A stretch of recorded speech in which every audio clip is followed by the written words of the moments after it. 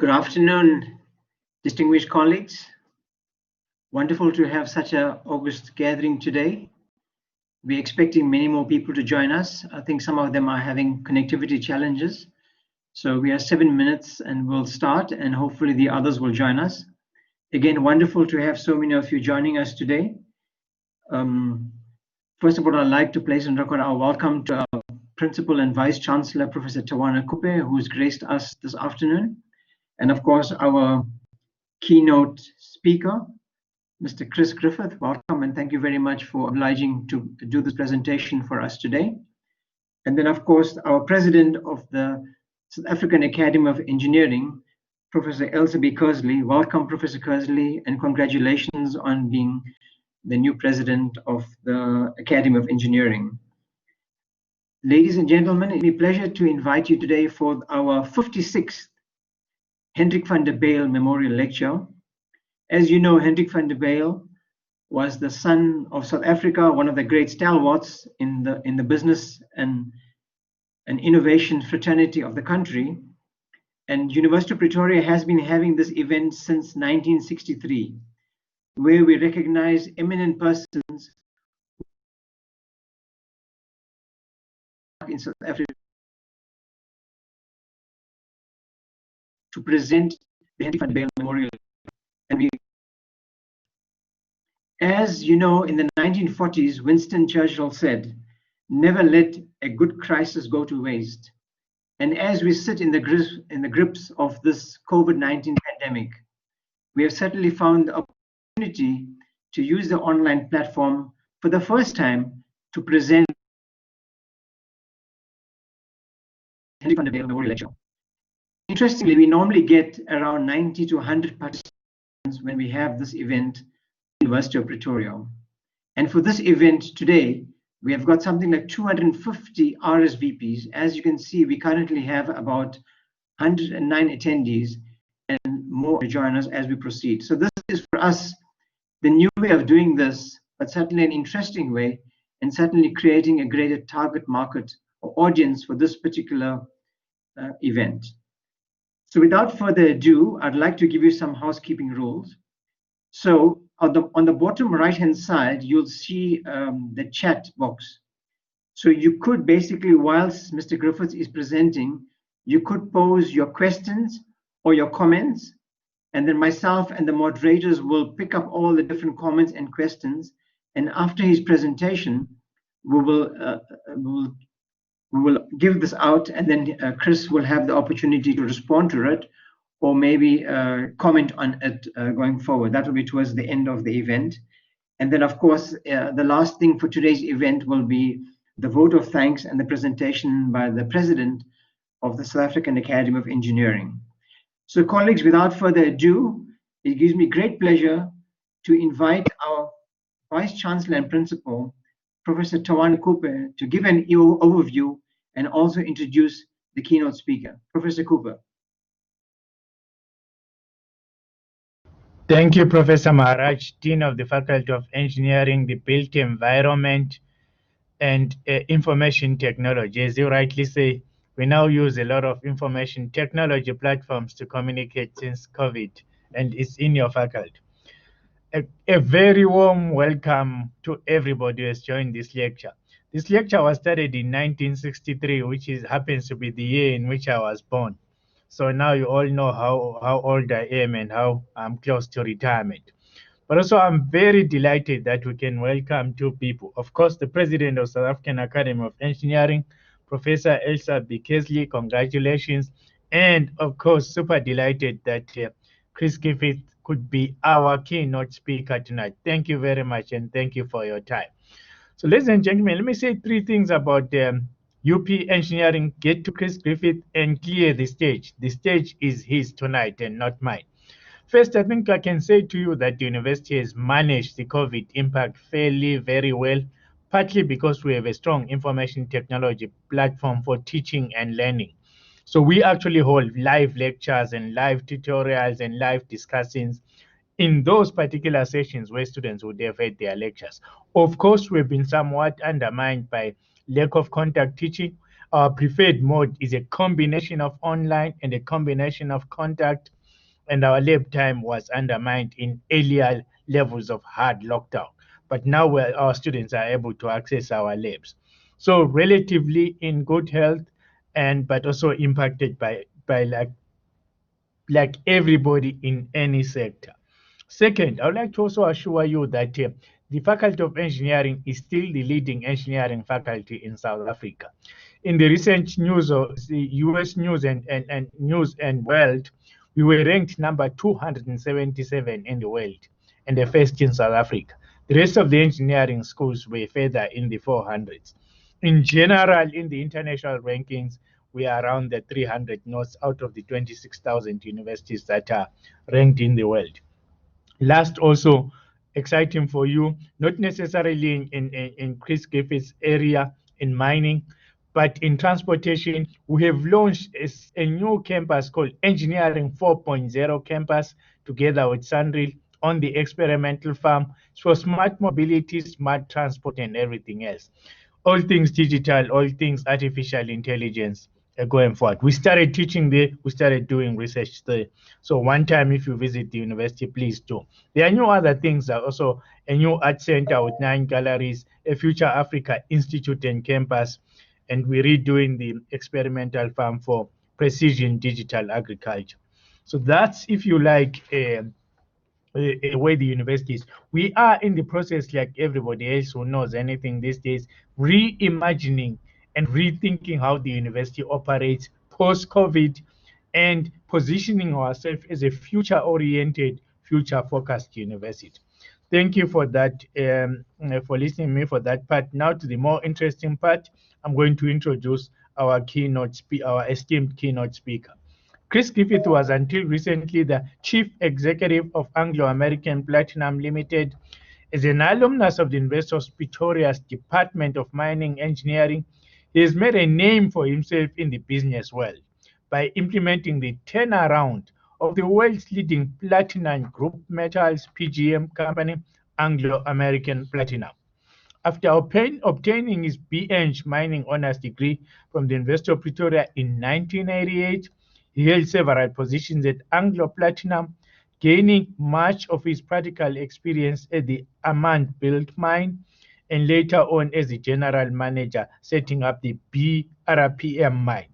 From 2005 to 2008, he looked after Anglo American's portfolio consisting of 6 different joint ventures. In July 2008, Chris was appointed CEO of Kumba Iron Ore. In September 2012, Griffith was appointed CEO of Anglo American Platinum Limited. During his tenure as CEO, he has successfully repositioned the company's portfolio to be safer, more productive, more profitable, and more socially responsive.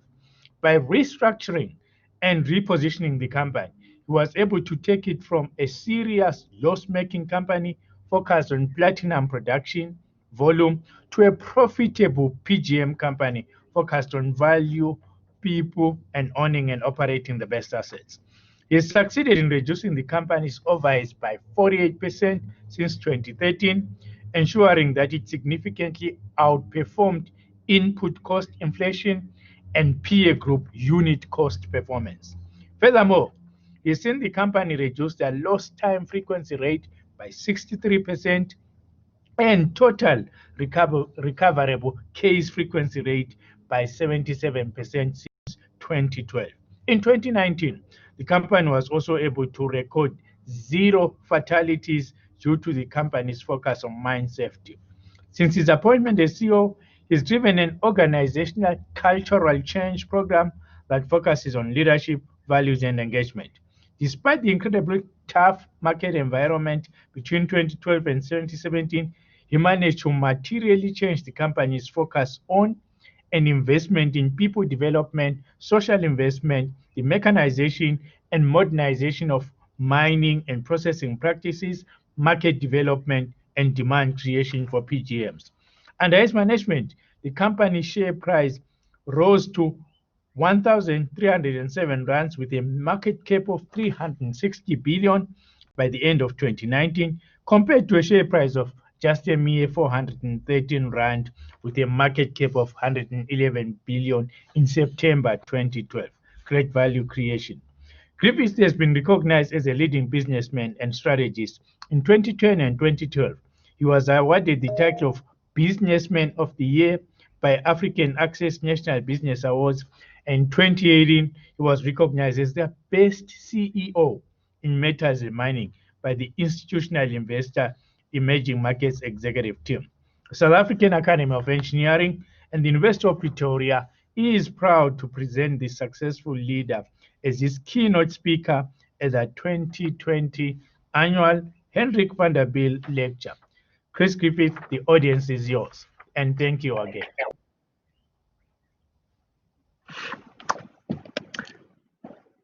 So thank you very much to the Vice-Chancellor, Prof. Coupe, for that very kind and I must admit very elaborate introduction. Thank you very much.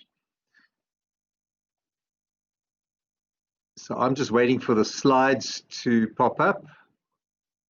Okay, perfect. So thanks very much everyone for making time this afternoon to attend this Hendrik van der Bijl Memorial Lecture. I was asked to do this lecture in the middle of COVID-19 lockdown. I'd been working with Business for South Africa for a few months. Initially, Business for South Africa was focused on managing the COVID crisis, but then slowly B4SA was also focused on an economic recovery strategy. So frankly, there's clearly one thing on everyone's mind is what's the impact of the COVID crisis on me, on my company, and on our country? And then of course, how are we going to recover? So I chose to speak about an accelerated economic recovery strategy for South Africa, but also the role that we can play.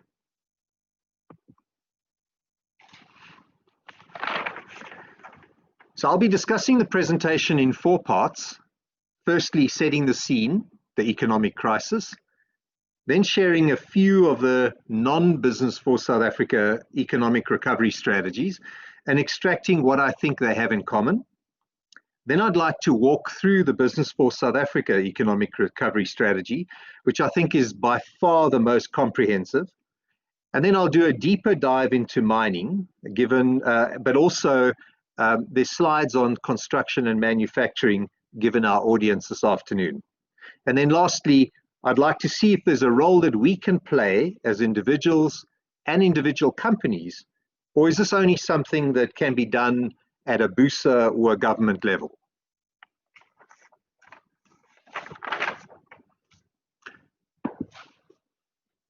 Oops. So let's start with setting the scene, the economic crisis.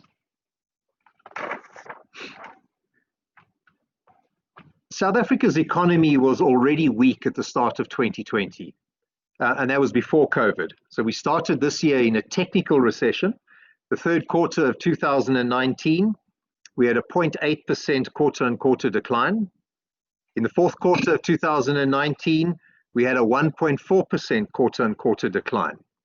So for 2020, at the start of the year, we had expected to have a fiscal deficit of 6.8%.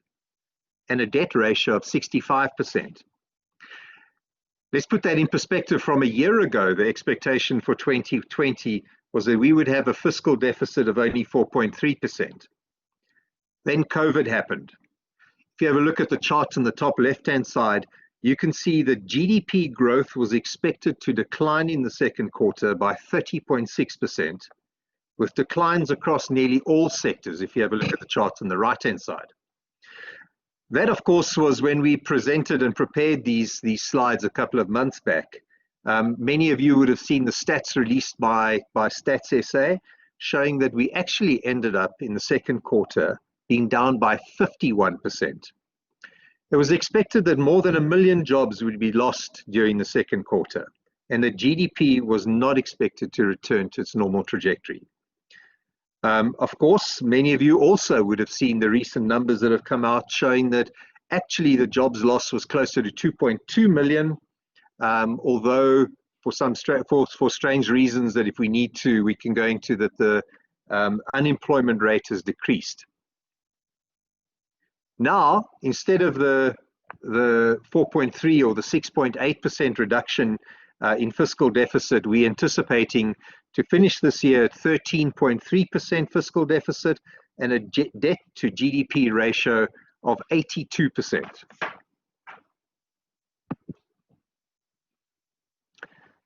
So in just a few months, COVID-19 has unraveled much of the progress that has been made over the last 25 years and has exacerbated the weakness of the last 10 years. So let's break down South Africa's financial performance since democracy into 3 definitive periods.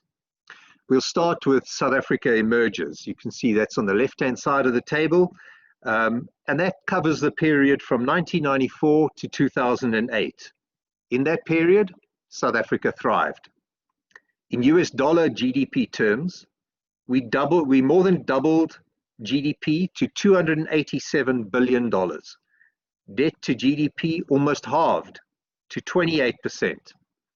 South Africa secured an investment grade rating in 1999, and FDI, foreign direct investment, grew 30-fold. Tax revenues grew by 550%. The next period was titled stagnation. That's from 2008 to the end of 2019. South Africa has stumbled in the last 10 years. Debt to GDP more than doubled to 62%. FDI has declined. Unemployment and inequality continue to rise. And South Africa entered a recession prior to COVID-19. Then there was COVID-19. In just one quarter, we've unraveled most of the progress that we've made since 1994. All key metrics have declined in the last quarter. GDP is expected to decline by more than 10% year on year, and debt to GDP is expected to exceed 82% in 2020, and by more than 100% by 2023.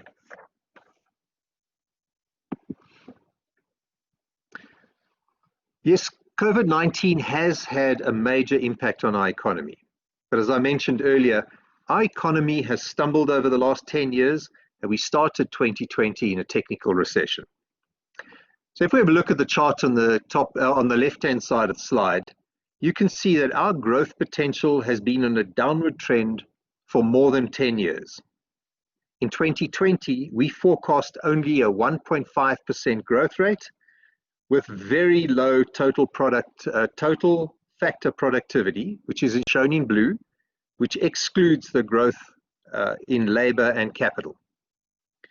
If we have a look at the chart on the top right-hand side, we show the World Economic Forum Competitiveness Report, showing that South Africa is not sufficiently competitive to attract foreign investment. We now rank 60th out of 141 countries, with key concerns being security, 135th, that's almost the worst globally, labor market flexibility, 111th, government adaptability to change, 100th. On the right-hand side at the bottom, you can see that the World Bank Ease of Doing Business report, South Africa has dropped from being in the top 20%, so we were 35th out of 177 countries, to now 44th percentage, that's 84 out of 190 countries in the last 10 years.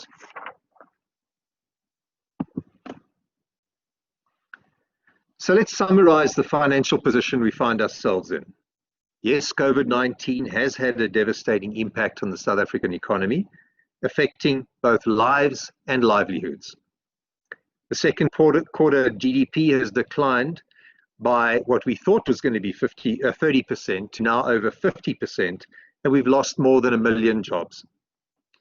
But this was on the back of an economy that had fallen, frankly, out the bus in the last 10 years, and we started 2020 in a technical recession. Our productivity has been falling for the last 10 years.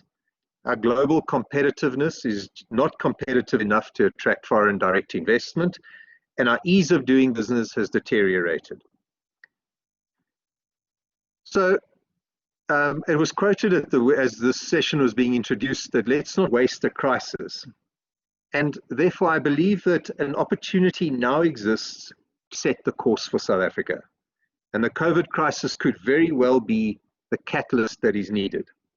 But this is going to require, firstly, decisive leadership and urgent delivery. It's also going to need a shared national vision, and it's also going to need a new social and economic compact to deliver an accelerated economic recovery.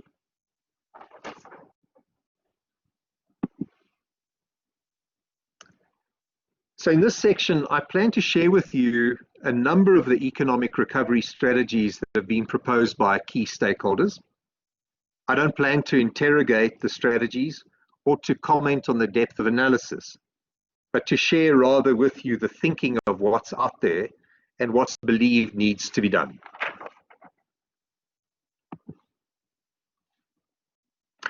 So let's start with the ANC's version, titled Reconstruction, Growth and Transition, Building a New Inclusive Economy. The first pillar that's defined by the ANC is mobilizing society around an infrastructure-led recovery. From the slide, you can see the key focus areas on the left-hand side. For example, energy, water, roads, human settlements, public transport, and digital. Some important themes that you get when you read the document in this section is to achieve significant job creation multipliers. Emphasis will have to be on localization, using South African raw materials and South African construction companies using labor-intensive methods. This is the ANC saying that state capacity also needs to be strengthened. Public-private partnerships are needed, and South Africa needs to forge new spatial forms in its settlement and transport systems to bring people closer to the areas of social and economic opportunities. The second pillar identified by the ANC is investment in key productive sectors. From the slide, you can see that the ANC see that key productive sectors need to be around agriculture, mining, manufacturing, the green economy, tourism, telecommunications, and digital. Also, as you read through the document, some important themes emerge. Primarily, the thinking is that the mobilization of funds will require a combination of public and private resources, and changes should be made to Section 28 of the Pension Funds Act to make that happen. Monetary policy, in their view, must be better coordinated with fiscal policy. And then other features in the document are around SMMEs, labor markets, and building a developmental state. Some key quotes that I extracted from that document is, South Africa's economic crisis requires urgent intervention. And now is the time to be bold and for decisive action if we to advance economic transformation and build a new economy.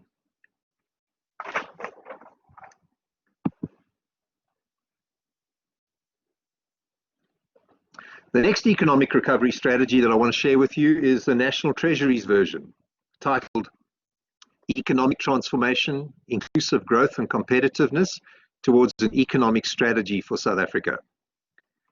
On the left-hand side of the slide, you can see that they show that 6 fundamental building blocks of sustainable long-run growth are needed. From the slide, you can see what these are.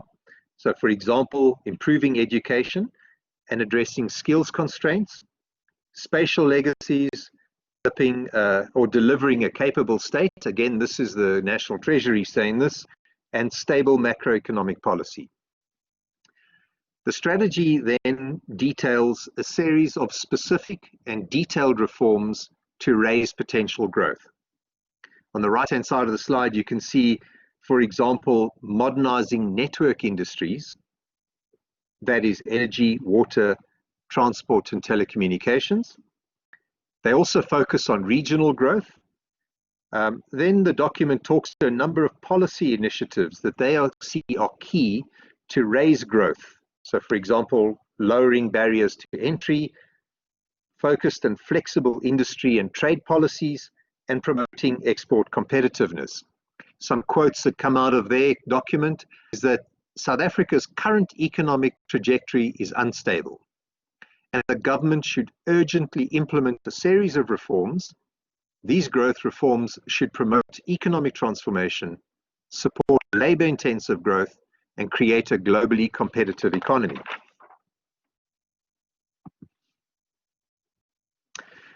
The next version I wanted to share with you was a very interesting economic recovery strategy presented by Colin Coleman. Now, Colin is currently a senior fellow and lecturer at Yale University Jackson Institute for Global Affairs. Many of us on this call will recall Colin in his role as the CEO of Goldman Sachs Sub-Saharan Africa, which he left and retired from at the end of 2019. So Colin's version, titled From a Two-Speed Society to One That Works for All, he discusses some novel ideas in his doing whatever it takes, a 10-point action plan to grow an inclusive South African economy and escape a socio-economic crisis.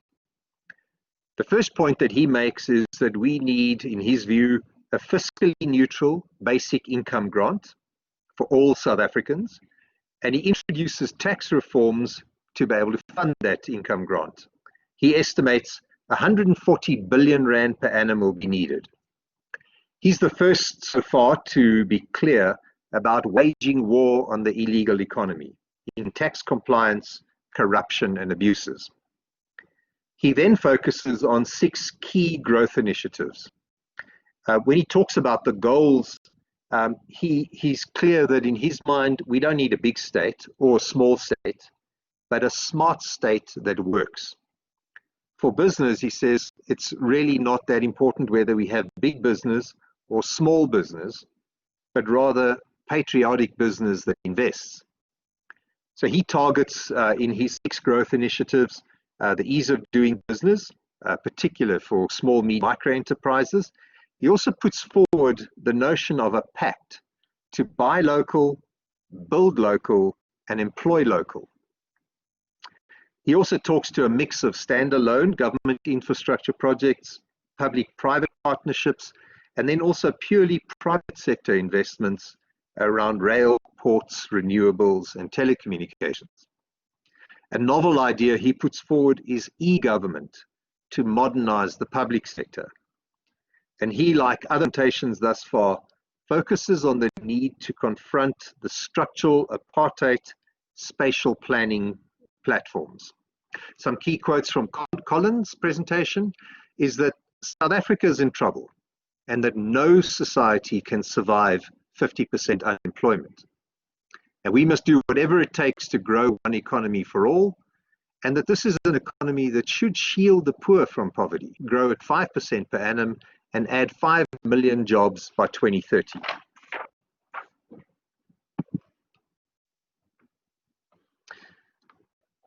Organised Labour put forward a version that was presented to NEDLAC on the 20th of August, titled Economic Recovery Strategy, Priority Projects for the Recovery. Unsurprisingly, many of their proposals and the focus is on job creation and on jobs protection.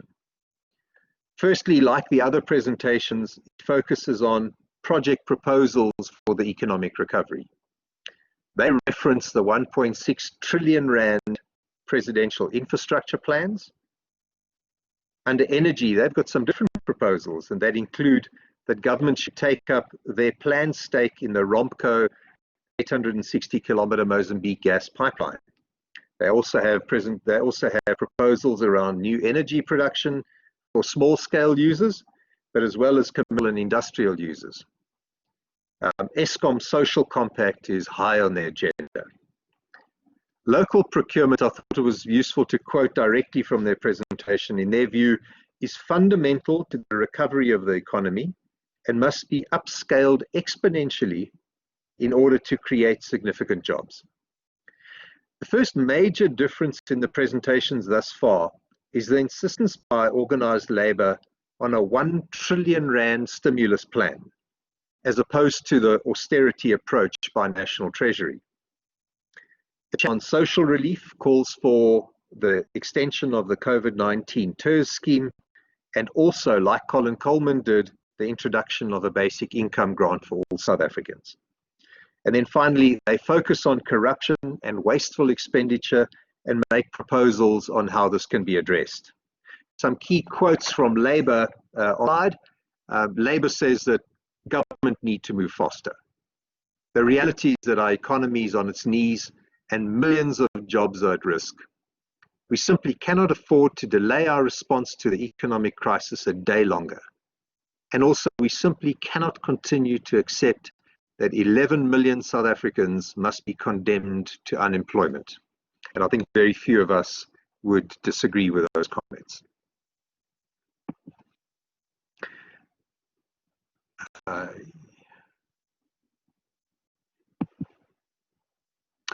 Then lastly, government at that NEDLAC forum also put forward a presentation titled Economic Reconstruction and Recovery Plan. They put forward sort of 3 phases. The first 2 phases I'm not talking to today because that was really just dealing with COVID and then restarting the economy whilst controlling health risks, which is clearly the phase that we're in now. So their third phase that talks to an economic recovery post the COVID crisis, and that's what you see as phase 3 that they titled Develop and Transform. And much of what you see here you would have seen many times before from government. For example, energy sector reform, roll out large infrastructure investment projects, prioritizing social and network industries, for example, water, road, rails, and port, education and skills development, job creation, SOE reform, and then cutting red tape. As I said, you would have seen many of that before from government, clearly with little action. So as I've been going through this presentation on a number of economic recovery plans that have been presented, you already would have thought, well, what do these have in common? I list here a number of those that are in common. For example, the large-scale infrastructure projects, infrastructure-led recovery, energy sector reforms, investment in key productive sectors, state-owned entity reforms, addressing crime, corruption, and incompetence, and then addressing also key enablers of growth, for example, education, skills, spatial legacies, etc. So clearly what's less well documented is how we're going to go about doing this, by when, and how we're going to pay for it. But the one thing that all the presentations are adamant about, and that is we are in trouble, and South Africa's economic crisis requires urgent intervention.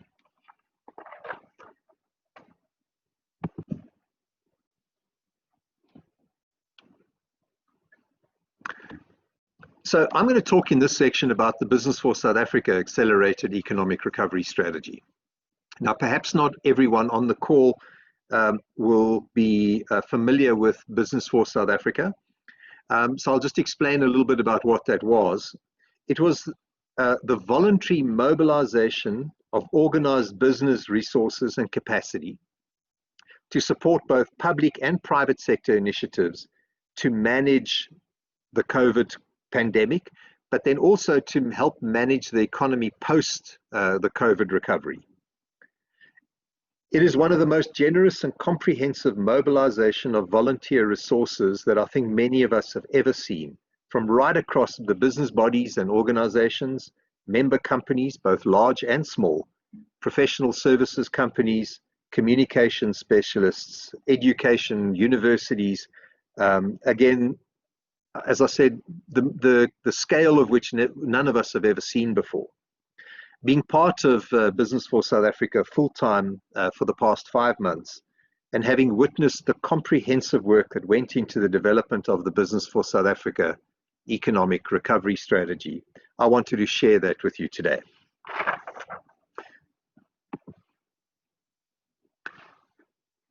So Business for South Africa assembled a team of industry experts across all sectors of the economy to analyze the challenges that are facing us in those various sectors and consider potential opportunities.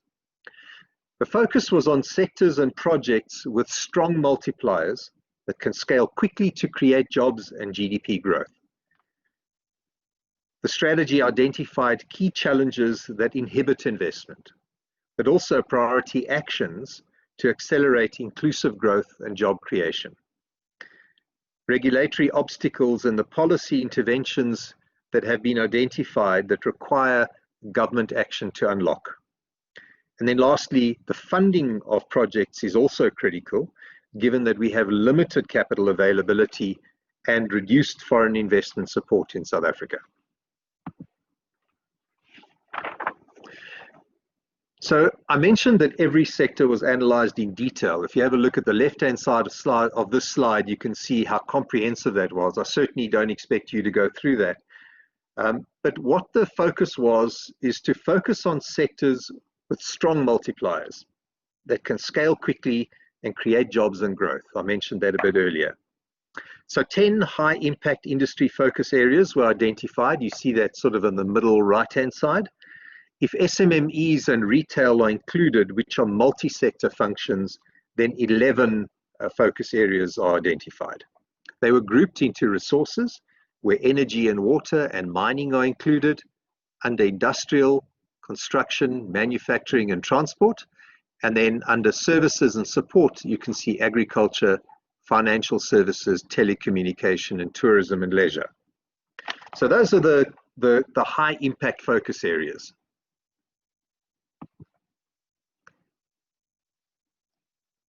Then also 12 key national projects and initiatives were identified, showed on the left-hand side of the slide. They were clustered around what you see in the yellow and green boxes: energy security and green energy transition, transport and logistics, focusing on the road to rail strategy, ports expansion and road infrastructure, and then ICT connectivity, which included the full spectrum utilization, e-learning and the digital health platforms, and then also e-commerce acceleration. And then unlocking agriculture, both water and maximizing commercial agricultural output. Enhanced localization is a big focus area and will continue to be focused really on import replacement. Remember Colin Coleman's pact of buy local, build local, and employ local. And then lastly, access to finance. Then in addition to the key priorities, 12 policy focus areas were identified that, if addressed, will create certainty and enable more inclusive growth. You see that on the right-hand side table. So some examples are tackling crime and corruption, large-scale infrastructure projects, state-owned entity reform, clarity on land reform, education and skills development, and trade policies and labor law reform. And then on the very far right-hand side, you can see the commitments that business has made. That business is ready to help address the economic challenges in South Africa, working in partnership with government, labor, and communities. But the state should guide strategic initiatives and provide an enabling environment with policy certainty and consistency. And once they do that, they enable the other social partners to act. Business should focus on sourcing skills and capital and then investing in projects and initiatives to create growth and jobs.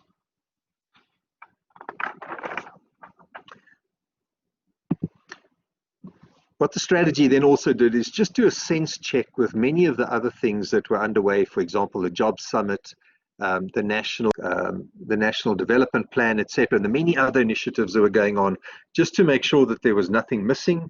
And I think this slide, all it does is confirms that there's no other major interventions that haven't been taken into account in the Business for South Africa economic strategy.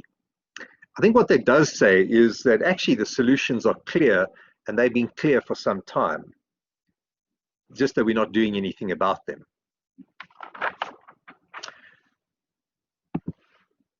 The economic recovery strategy, what it also does is identify a number of immediate actions that can be taken on the high impact industry focus areas that can improve already, if we act on them, consumer and business confidence, and that does not need to wait for major policy changes. And you can see some of the proposals on this slide, just to highlight a few. One is the emergency budget. You will recall that the finance minister spoke about a zero-based reconstruction budget. Then there's also focus on SMMEs by supporting additional lending and paying SMMEs on time. That's both business and government. Fast-track additional energy capacity, and then get industry and government alignment on mining action areas. I'm very pleased to say that that quite a bit of that has already taken place, and I'll give a bit more detail of that in the mining deep dive. And then using the Sustainable Infrastructure Development Platform to finalize the infrastructure project pipeline. Also assisting with resourcing ICASA to enable finally to get the completion of the spectrum auction done. There's also stimulating domestic and regional tourism. And then in education, one of the things about the COVID lockdown is that the digital learnings that we've learned from, that we can use that to fast track digital migration of degrees, TVETs, and school syllabuses. Again, this is going to require decisive leadership together with appropriate capacity and expertise to implement these immediate actions.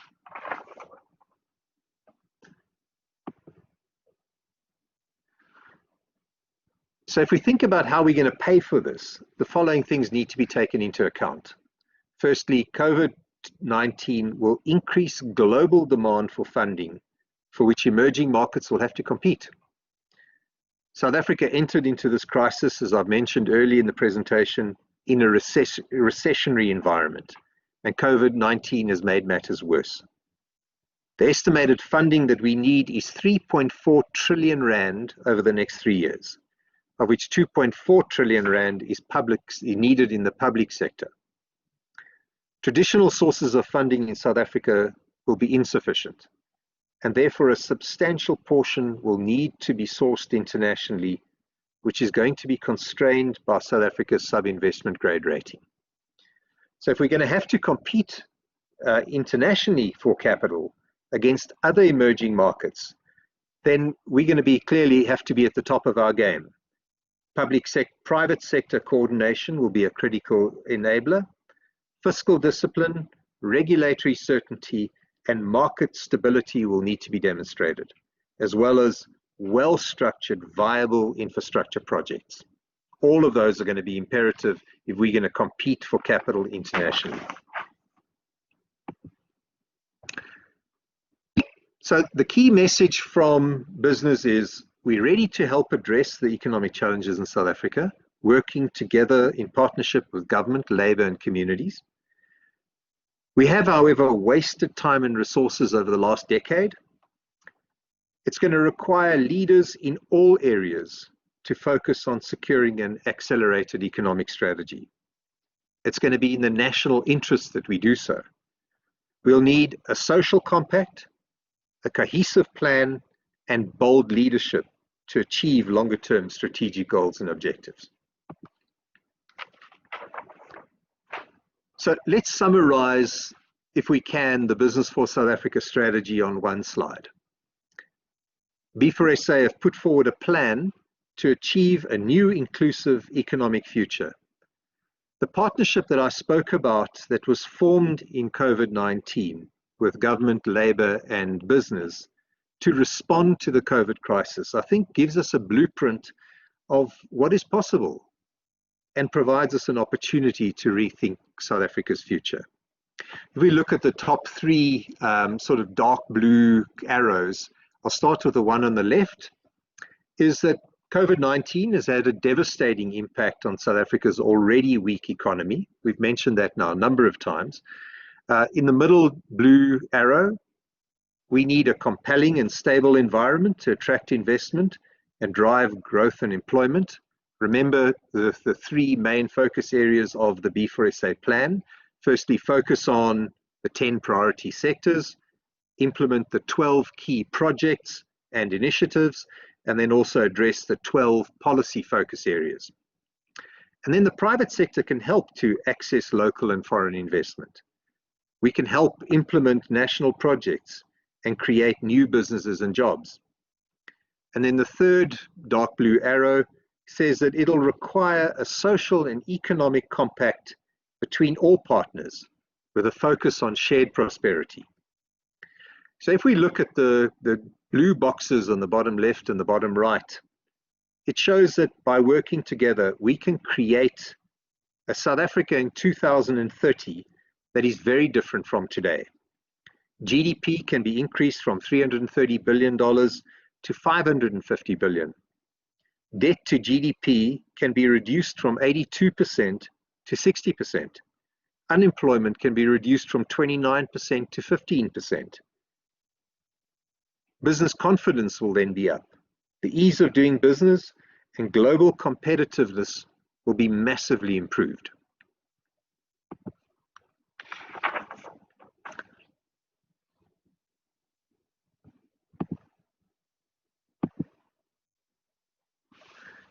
So the question then is, okay, what's needed now and what are the next steps?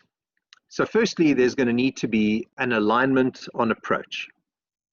Then if you look at the boxes on the blue boxes on the right, it says we're going to need a rigorous agreement on priorities. We're going to need some sort of sector subcommittees to focus on implementation of those initiatives and then monitoring and evaluation of the outcomes. So I'm very pleased to be able to tell you that this is already well underway. There's been 10 meetings between the various social partners. The integrated plan has been now presented to the President. That includes implementation of short-term measures and developing roadmaps for the medium to longer-term ones. That plan is shortly going to be presented to Cabinet, and some of you may have seen that that the media has already commented on some of the leaked, this leaked document, this leaked plan. But that has been presented to the President and is now on its way to Cabinet. So given the audience that we have on the line, I thought I'd also just do a deeper dive from the Business for South Africa strategy that talks to mining, construction and manufacturing. In the long form presentation of the B4SA recovery plan, all 10 of the sectors are addressed. Today, I just got time to go through mining. And I think it's a bit fortunate because construction and manufacturing are a little less positive. But the presentation includes all three, and clearly the presentation will be shared afterwards. And you'll be able to, if you're more interested in construction and manufacturing, you'll be able to see what those sort of more deeper dives into those sectors look like. All of the deeper dives follow a similar layout. There's 4 different slides that talks to the objectives and the analysis that was done. It talks to the key challenges facing that sector. It also talks to the plans that need to be implemented, and then also lastly what that roadmap looks like. So let me take you through mining. Firstly, on the left-hand side of the slide, you can see that as for all of the sectors, mining came up with objectives that it set for itself. Firstly was we need to manage through COVID and the subsequent ramp up. We also need improved investment environment. And then thirdly, we need to be able to unlock potential investments in the mining sector. The analysis that was done, you can see the sort of top portion on the right-hand side of the slide talks to the analysis that was done on both sector and the market. The sort of bottom line for that analysis showed that current production is marginally positive, but for future production, given that the mining industry is in structural decline in South Africa for many commodities, and the fact that investment is not secure paints a less rosy long-term picture for the mining sector in South Africa. Clearly, it doesn't have to be like that, and we're going to talk about that on the next few slides. And then lastly, there was also the markets and the sector was analyzed to understand what the impact of COVID-19 would be. In the mining sector, there clearly has been some impact.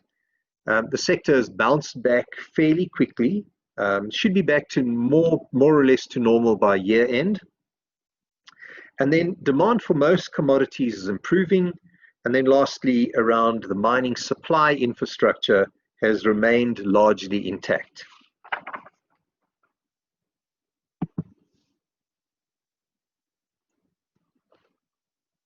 As for all of the sectors, the mining industry then analyzed what the main structural constraints to that sector is.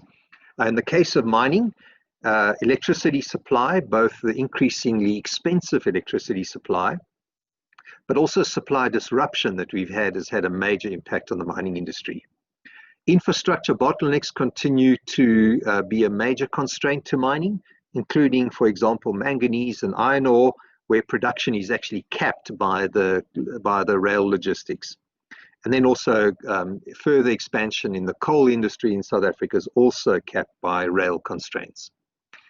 Regulatory uncertainty continues, particularly around the way the charter is developed and how easily it is to change regulation through the charter. The cost competitiveness of the mining industry remains under threat, with generally the mining industry increasing in costs by 2 to 3% above inflation every year, mostly led by higher labor and electricity costs, but also the lack of modernization and the increasing depth of mining, particularly around the conventional narrow reef mining in gold and platinum. And then largely, then the fifth structural constraint around geological complexity.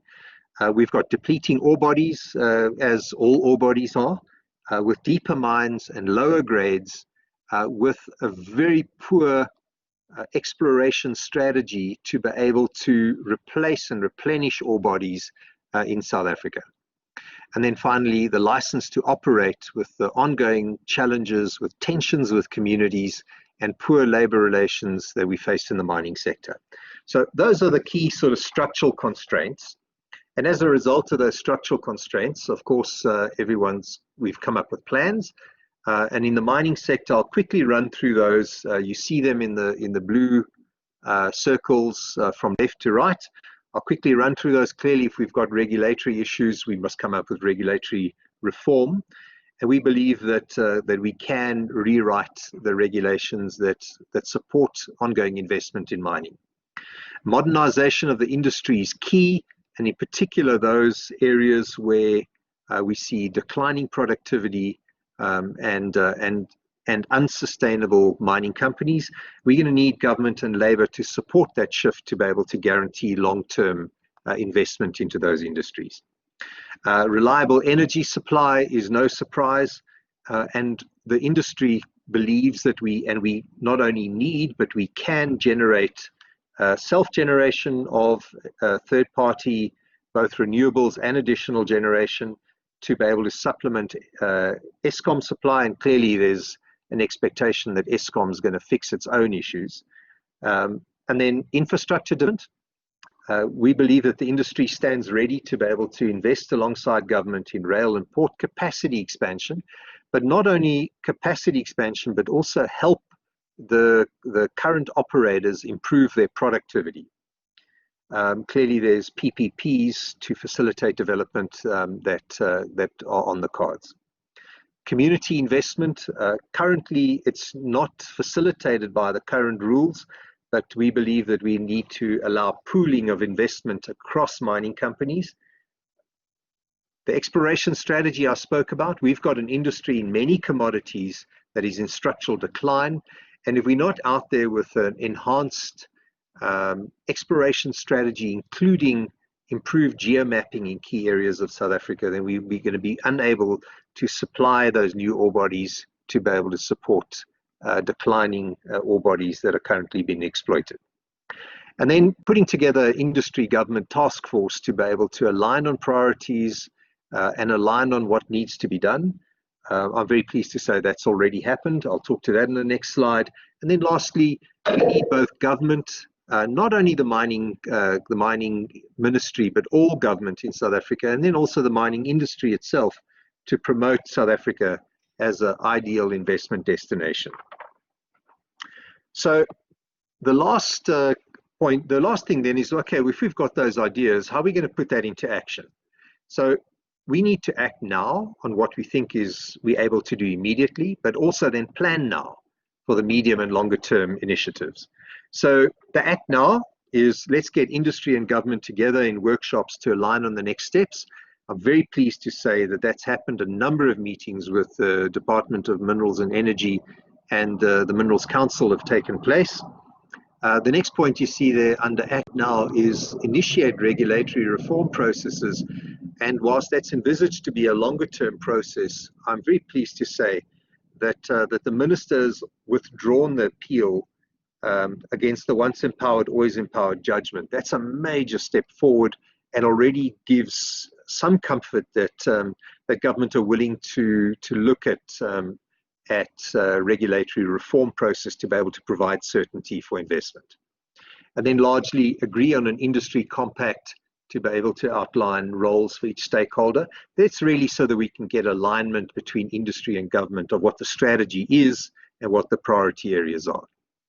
You see, in the medium term, again, focuses on the regulatory reform, developing infrastructure PPEs to be able to expand export capacity, and not only expanding the capacity by building new things and by expanding the infrastructure, but also by expanding the productivity of the existing infrastructure.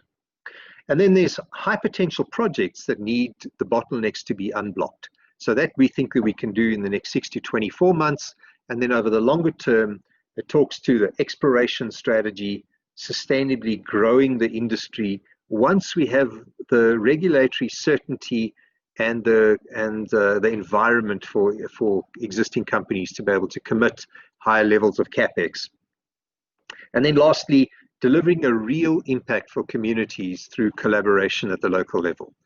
And the combination of all of these, in addition to the value that will be unlocked through increasing investment, we believe that in the next 5 years or in the next 4 years, more than 70,000 jobs can be created. And that excludes the multiplier effect that you find in the mining downstream value chains.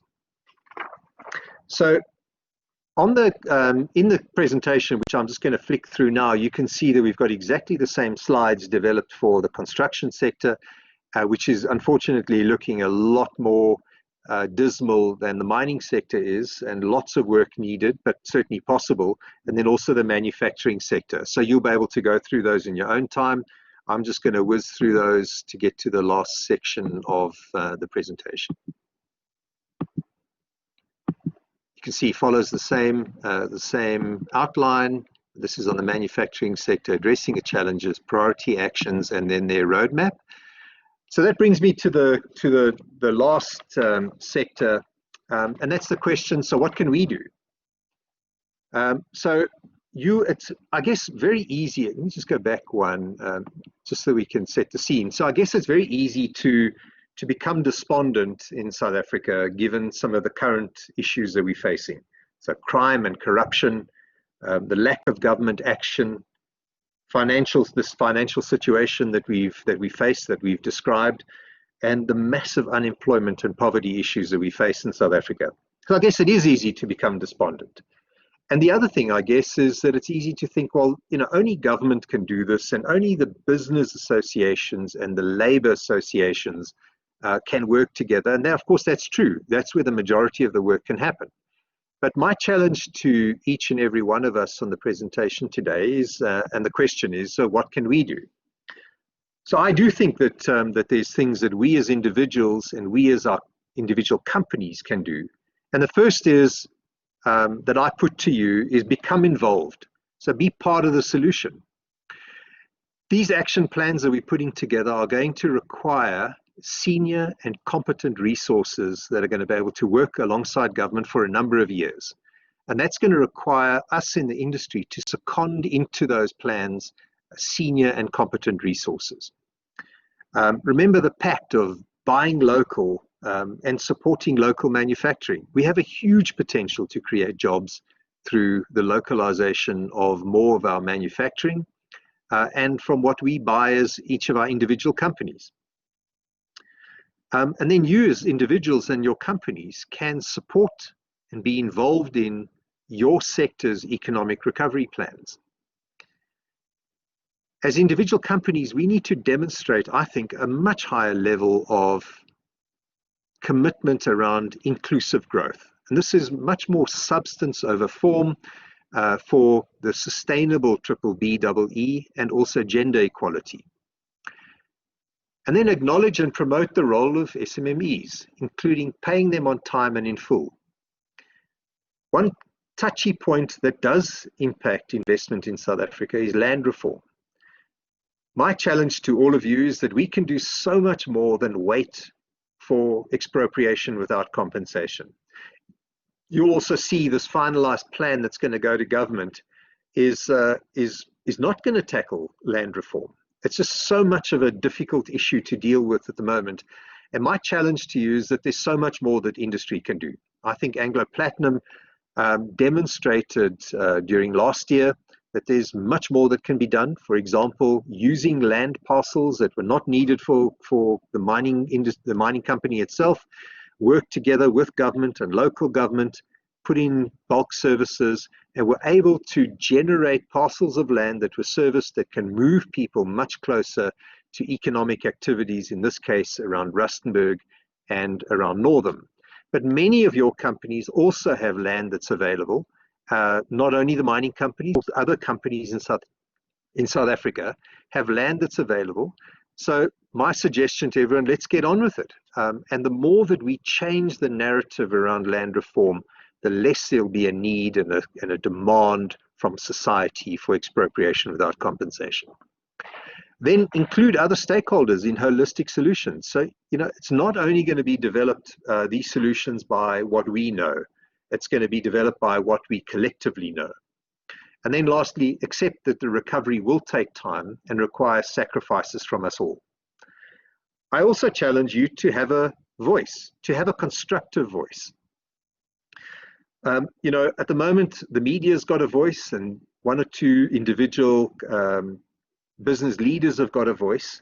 But I think in both the first 2 points that I mentioned here, that both around government implementation and around action around corruption, crime, and economic sabotage, I think eventually the whole society has got to have a single drumbeat that makes it impossible for government to ignore around both implementation of this economic recovery strategy. We don't have time to waste, but we also don't have time to continue with this corruption, crime, and economic sabotage.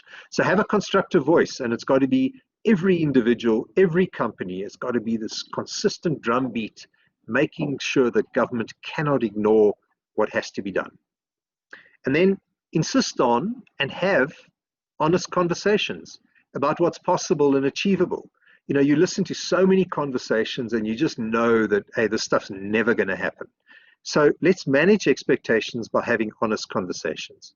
And then lastly, listen to the views of others and see things from the perspective of others. So I think there's a lot that we can do. Ladies and gentlemen, thank you very much for the time that you've given me to talk to you. And I look forward to hearing your questions, but hopefully also your comments. And I'm going to hand over now to Prof. Maharaj to manage the Q&A session. Thank you very much.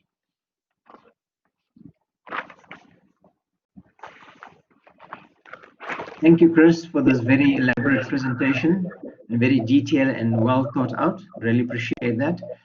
So, colleagues, there's only one question I see in the chat box. So if you have if you can type your question there, please.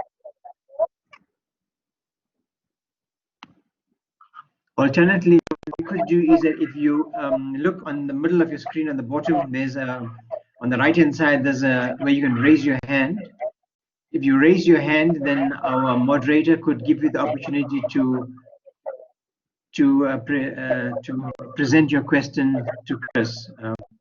So Chris, there was one chat that came up basically indicating about your road to rail strategy implementation. It mentions that with the modernizing of the road freight sector, and of course with the rail challenges, do you think the road to rail strategy is just a pipe dream or it's going to happen?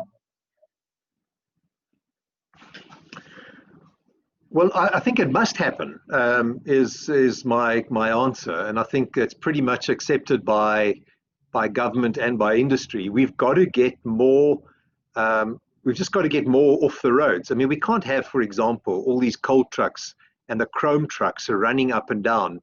I don't know if any of you saw some of the pictures that were shown with like 150 trucks queued outside Durban Harbour.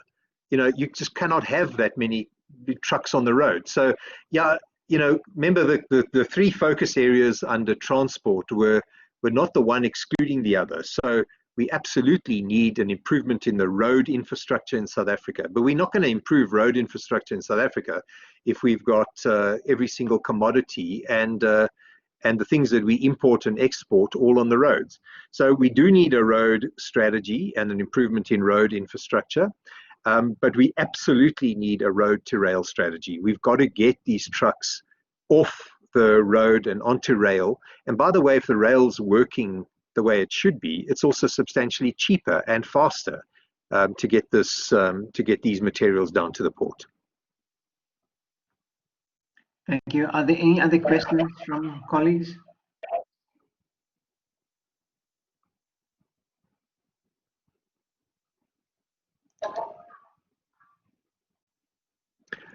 I've seldom been let off this easily, so I'm sure there's a lot of challenging questions that people would. So yes, you don't have to have further questions. You can just make them challenging. The hand that's up by Bijl van Hoeven. Good evening. Yes, hi. Thanks for giving me the opportunity to ask this question. Dr. Griffith. So as I'm listening to the presentation, it's I really agree, and I think it's fantastic. But I see what I think would be like the most critical point out of all of this, in terms of at least a long-term approach, would be the education sector, as you have also mentioned. What industries and in what direction do you think education should be targeted to yield the best results for the country's growth? I'm aware that I sit between about like 10 professors here. So I'm clearly way out of my depth. But thanks for that question, Dewald. Look, I think that, I mean, we all realize that without decent education, that we just absolutely cannot implement and have some sort of sustainable long-term society that manages where the world is moving. But I think the one thing that we've been really slow to embrace, and that is around digital learning, to make sure that everyone gets the same quality of education. And I think that's the one thing that COVID-19 actually will have done for us. In the very short term, there is clearly going to be differences of those who had access to digital education and those that didn't. But I think we're going to see a rapid transformation in digital education. And I think that way we get, not only in universities, but schools, university, TVET colleges, we'll get a much more equal access, I think, to top class education syllabuses. So number one, I agree with you that education forms a key part of the long-term plan and has to, and this is something we've got to get right. And I think focusing on like a 30% pass rate to demonstrate your competence is clearly not a long-term solution. And I think the one thing that's going to break the back of this can be if we embrace the digital education.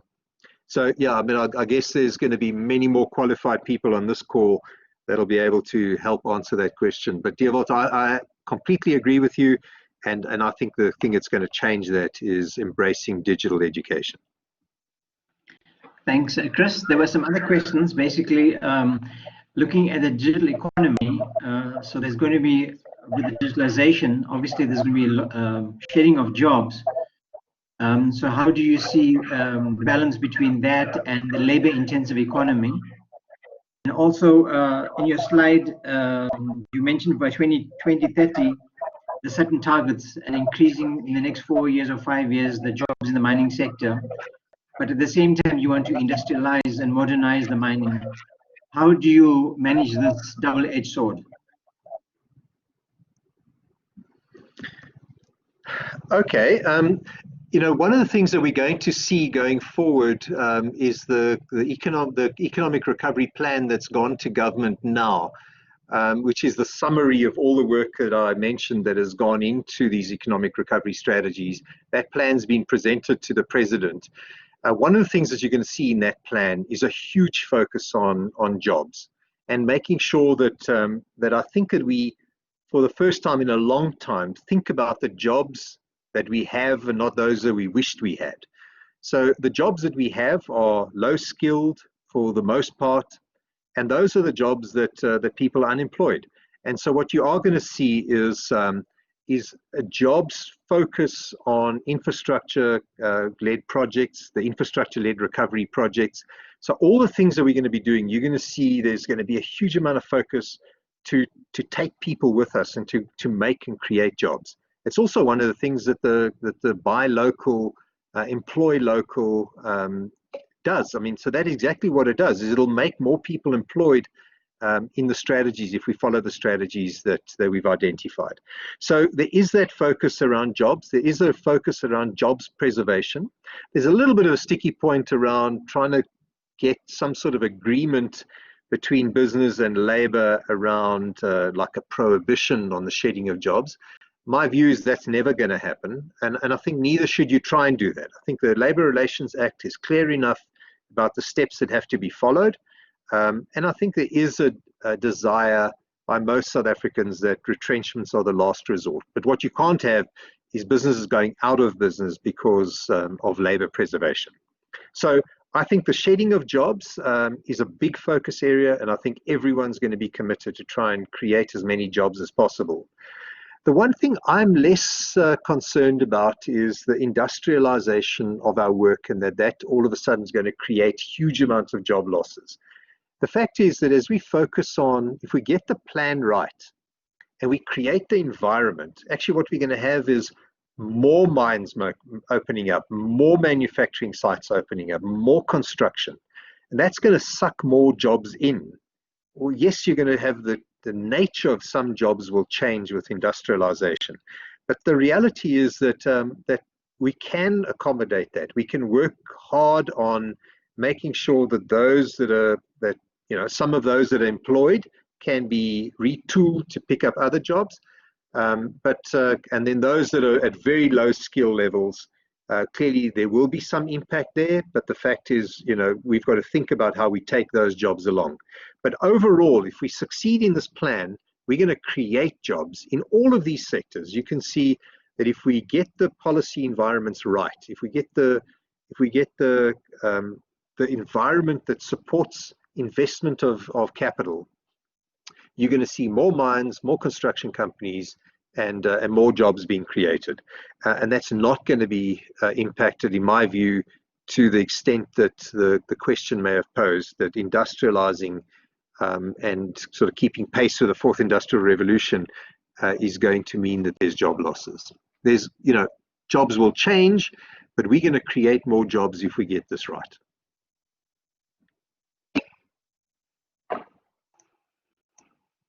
Okay, thanks. I think the last question that we'll take is basically on, there's a comment on if you can comment more on the broad-based Black economic empowerment in terms of this.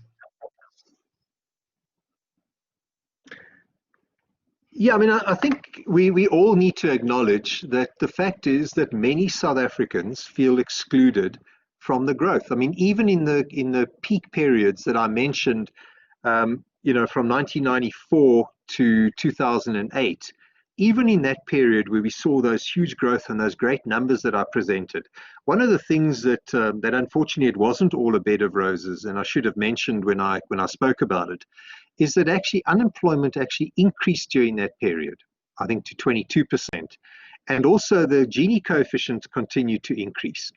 So what that's describing to us, that this wasn't all equal growth.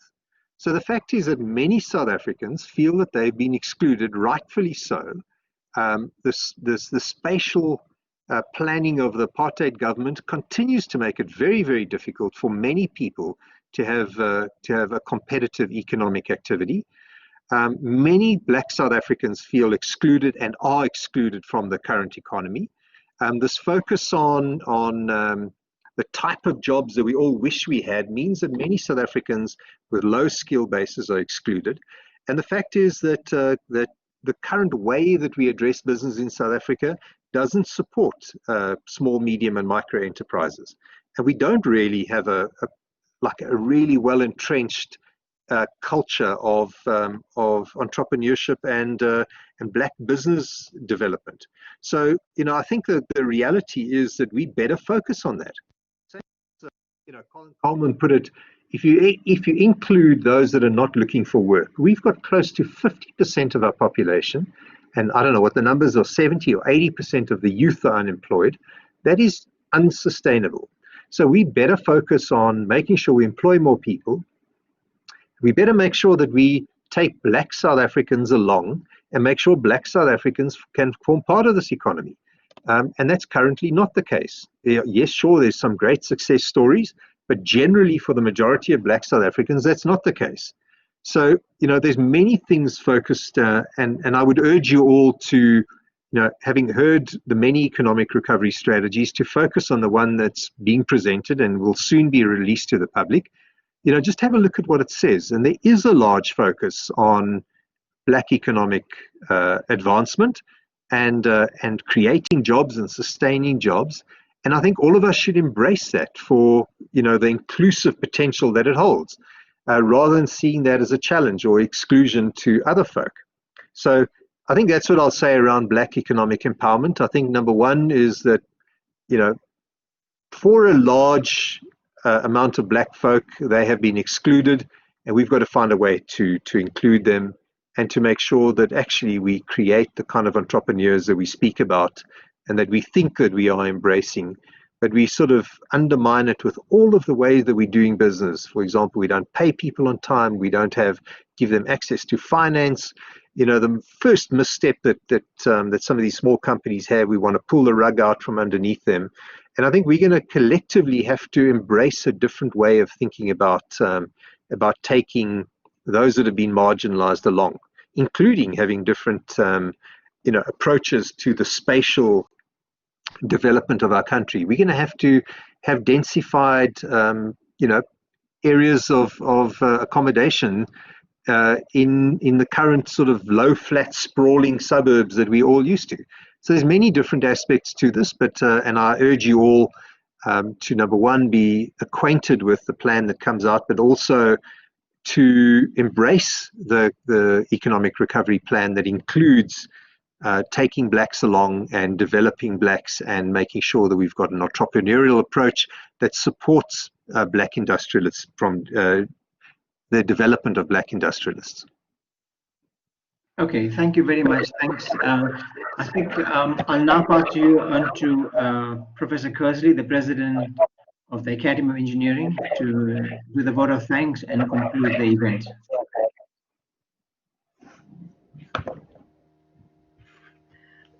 Good afternoon. It is my privilege this afternoon to thank Mr. Chris Griffiths for his insightful presentation on the role that we can play in the South African economic recovery strategy. If we take into account that the current circumstances is, I think we could not have chosen a more appropriate and suitable speaker for the Hendrik van der Bijl Memorial Lecture. It is, however, very interesting to draw the parallels between the presentation that we all heard just now and the presentation that Dr. van der Bijl, as technical advisor to the South African government, made exactly a century ago in 1920. Despite the significant changes that has taken place in the last 100 years, after the previous global pandemic, he also concluded that future development would require affordable electricity, affordable steel, financial and technical assistance to developing industries. So the parallels are remarkable. I believe that you would all agree that Mr. Griffiths highlighted possible solutions that we can consider to gear up the economy in the near future. I would like to thank Chris Griffiths for sharing his thoughts based on years of experience with us this afternoon.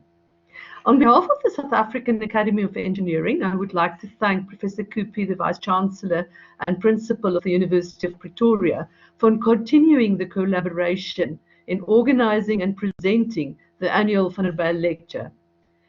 We really do appreciate the fact that Prof. Kupi made time in his busy schedule to introduce the speaker and attend the Hendrik van der Bijl Memorial Lecture this afternoon. It is the first time that the Van der Bijl Lecture is presented in an online form only. And this was possible as a result of the support provided by Prof. Sunil Maharaj and his staff from the EBIT faculty of the University of Pretoria. And I would like to thank him for that. And I think in future we would like to make use of this platform again, because it makes it possible for people that would not normally have been able to attend the lecture to actually attend the lecture and hear what prominent speakers say. I would also like to thank Professor Ronnie Webber from the Mining Engineering Department for making his boardroom available to the speaker, making this presentation possible. I hope that as an Academy of Engineering, we can see you again in future at some of our lectures. And I would like to say good night.